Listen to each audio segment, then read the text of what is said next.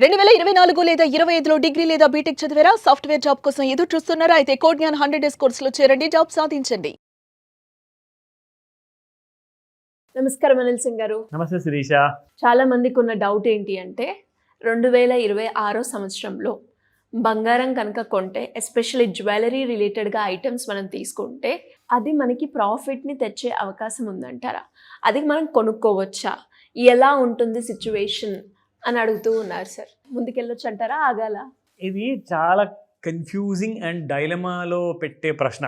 నిజంగా మీరు చెప్పాలి అంటే ఈ వీడియో చూస్తూ చాలామంది అసలు ఆలోచనలో పడిపోతారు. ఇప్పుడు ఈ మేడం అడిగిన ప్రశ్న కరెక్టే కదా, మరి జ్యువెలరీ కొనాలా వద్దా, కొంటే మరి లాభమా నష్టమా? ఫస్ట్ అండ్ ఫార్మోస్ట్ దీని వెనకాల ఉన్న మీ డెసిషన్ ఏంటి, ఫస్ట్ ఆ క్లారిటీ మీకు ఉండాలి. అంటే for example purpose, it's as clear as that. So మీరు కొన్నారు డైలీ వేర్ కోసం. ఇప్పుడు బట్టలు కొన్నామండి, నాకు ఇందులోంచి ప్రాఫిట్ వస్తుందా అని చెప్తే ఏం చెప్పాలి చెప్పండి? అది మీరు అవసరానికి డైలీ డిఫరెంట్ కలర్డ్ షర్ట్స్ కానివ్వండి, డిఫరెంట్ కలర్డ్ చీరలు కానివ్వండి, డ్రెస్సెస్ కానివ్వండి, చెప్పులు కానివ్వండి, వాచ్ కానివ్వండి, కొన్ని సంవత్సరాల తర్వాత ఫోన్లు కానివ్వండి, మనం మారుస్తూ ఉంటాం, కొంటూ ఉంటాం. మరి నాకు దీంట్లో నుంచి డబ్బులు వస్తాయా అని చెప్తే దానికి ఆన్సర్ ఉండదు. బికాస్ దాని పర్పస్ ఏంటి? దాని purpose is for convenience, for your comfort, for your looking much better, your attitude అనమాట, మీ డ్రెస్సింగ్ స్టైల్, ఇవన్నీ కూడా దానికోసమే మీరు పెట్టుబడిగా పెడతారు. సో మరి అలాంటప్పుడు మీకు ఇన్ రిటర్న్లో ఏం వస్తుందంటే ప్రాఫిట్ డెఫినెట్గా వస్తుంది. అది ఎలాంటి profit? You look handsome, you look beautiful, you look out of the crowd అనమాట. మీరు ఒక లీడర్ లాగా కనపడతారు. సో దానికోసం ఖర్చు పెట్టడం తప్పేం లేదు కదా. సో అలాగే జ్యువెలరీ కోసం మీరు కొంటున్నారు అంటే that is for your status level కోసం కొంటున్నారు. మీరు అది అలాంటి జ్యువెలరీ మీరు ధరించేసి మీరు బెటర్గా ఫీల్ అవుతారు. మీకు అర్థమైందా? So that's the kind of nature one has to decide. So నాకు ఒక అవసరమైన వస్తువుని నేను వాడుకుంటాను on daily basis, maybe weekly, monthly or maybe occasional. ఓకేనా? సో మొత్తానికి మీకు ఆ క్లారిటీ ఉంటే చాలు. బట్ స్టిల్ ఇప్పుడు ఇంకొక ఇబ్బంది వచ్చింది మీరు అడిగిన ప్రశ్నలో. అదేంటంటే అసలు మన డైలీ యూసేజ్ కోసం కొన్నా, మన స్టేటస్ లెవెల్ కోసం కొన్నా అసలు కొనడం అవసరమా?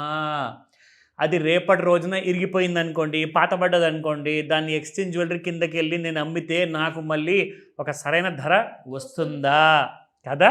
That's a big question mark. So ఇక్కడ ఒక రీసెర్చ్లో తేలిన విషయం ఏంటంటే ఎగ్జాక్ట్లీ గోల్డ్ జ్యువెలరీ విషయానికి వస్తే చాలా లాసెస్ ఉన్నాయి.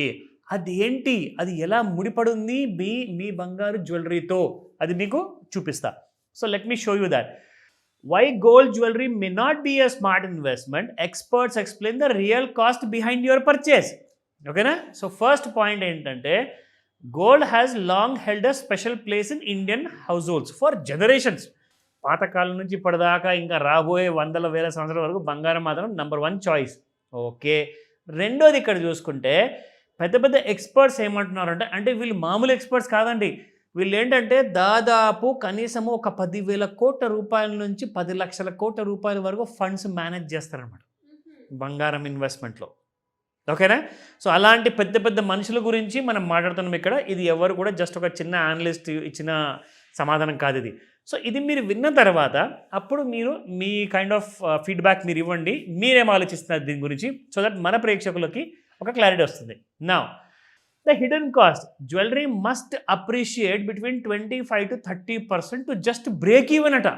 ఫర్ ఎగ్జాంపుల్ మీరు ఒక 5 లక్షల రూపాయలు పెట్టి లేదంటే 10 లక్షల రూపాయలు పెట్టి మీరు ఒక జ్యువెలరీ కొన్నారు అనుకోండి, ఆ జ్యువెలరీ మీకు కనీసము సంవత్సరం తర్వాత, 10 సంవత్సరాల తర్వాత, 20 సంవత్సరాల తర్వాత మీకు 30% ప్రకారంగా అది పెరుగుండాలి. అప్పుడే మీరు కొన్న జ్యువెలరీకి మీకు సరైన ధర వస్తుంది, అదర్వైజ్ రాదు.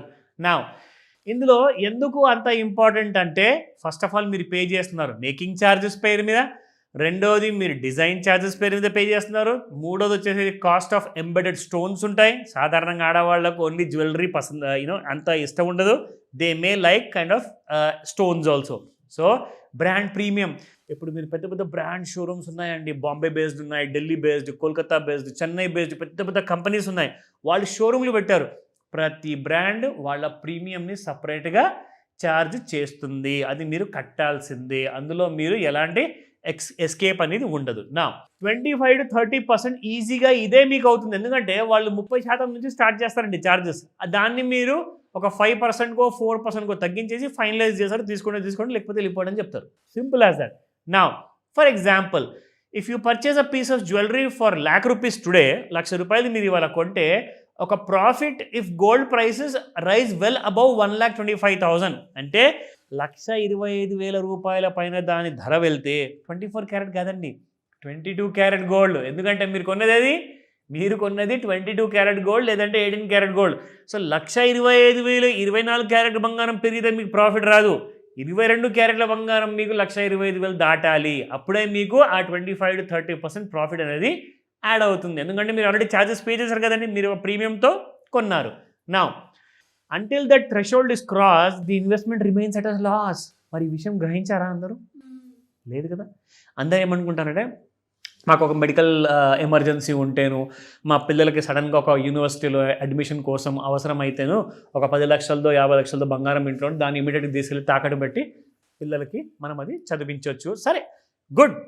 హెల్త్ ఎమర్జెన్సీ కోసము, స్కూల్ ఎమర్జెన్సీ కోసము, కాలేజ్ కోసము, చదువు కోసము ఎప్పుడు కాదని చెప్పకూడదు. నా ఈ ఎమర్జెన్సీ మీకు రోజు పొద్దున్న లేస్తే వస్తుందా? ప్రతి సంవత్సరం వస్తుందా? మీ జీవితకాలంలో మహా అంటే హెల్త్ ఎమర్జెన్సీ 1 సారో 2 సార్లు రావచ్చు. మరీ టైం బ్యాడ్ ఉంటే 4 సార్లు రావచ్చు, 10 సార్లు కూడా రావచ్చు. కానీ అది టైం బ్యాడ్ ఉంటే. కానీ హెల్త్ ఎమర్జెన్సీ కోసం అని చెప్పేసి మీరు ఎన్నో సంవత్సరాల ముందు కొనిపెట్టుకున్న బంగారం కాస్త మీకు అసలు అదే డెడ్ ఇన్వెస్ట్మెంట్ అవుతుంది, మీ మీద భారం అవుతుంది. మీ ఇంట్లో దాచుకోలేక, లాకర్లో దాచుకోలేక మీరు పడడానికి కష్టాలన్నీ పడాలి. నౌ వాట్ హ్యాపన్స్ ఇస్, ఇక్కడ gold prices have risen sharply but jewellery returns lag behind. ఈ విషయం ఎవరైనా గమనించారా?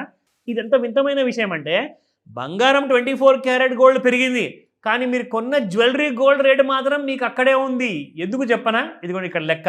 So over the last 15 years gold jewellery delivered an average annual return of 10.3% only. 15 సంవత్సరాలు, గత 15 సంవత్సరాలు. కానీ మీకు గోల్డ్, మీరు నిజంగా 24 క్యారెట్ గోల్డ్ చూసుకుంటే అది మీకు 12.5% యాన్యువల్ ఇచ్చింది. అంటే మీరు తీసుకొచ్చిన రిటర్న్స్ మీ జ్యువెలరీ మీద అది negative. Still you are following behind by 2% every year. మీకు అర్థమైందా? సో అలా చూసుకుంటే మీరు పెట్టిన పెట్టుబడి మీద మీకు ఎలాంటి ప్రాఫిట్ అంటూ ఉండదు. ఇంకో విషయం చెప్పనా, ఎమర్జెన్సీ వచ్చింది, మెడికల్ ఎమర్జెన్సీ లేదా ఎడ్యుకేషన్ ఎమర్జెన్సీ, దాన్ని తీసుకెళ్ళి ఏం చేస్తారు? తాకట్టు పెడతారు. సో తాకట్టు పెట్టినప్పుడు మీకు కనీసము 30 లేదంటే రూపాయి మీరు ఇంట్రెస్ట్ రేట్ కడతారు.